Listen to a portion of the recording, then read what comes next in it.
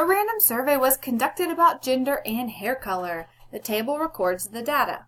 What is the probability that a randomly selected person with blonde hair, given that the person selected is male?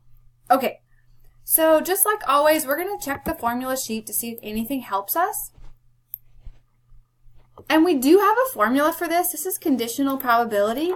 Anytime we see the word given lets us know that this is conditional probability. So you can use this formula just like we did on the last problem. But when I'm given a two-way table, I think it's a lot easier just to look at the table and not the formula. So what I would do for this, we're given that the person is male. So we only care about the males. We don't care about the females at all in this problem because we already know this person is a male. So I'm just going to get rid of that. I'm going to scratch it out of my table, pretend like it doesn't even exist.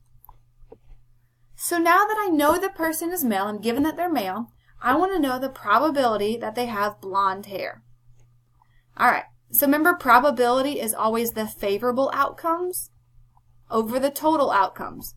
So what you want to happen over all the possibilities.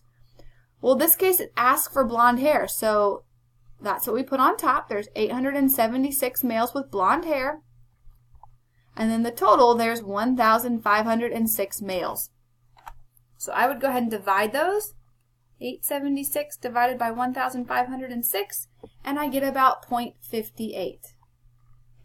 So if you're given a two-way table, then I think it's a lot easier, instead of using the formula, to just look at the table. Of course, the formula will work as well though, so whichever you're more comfortable with.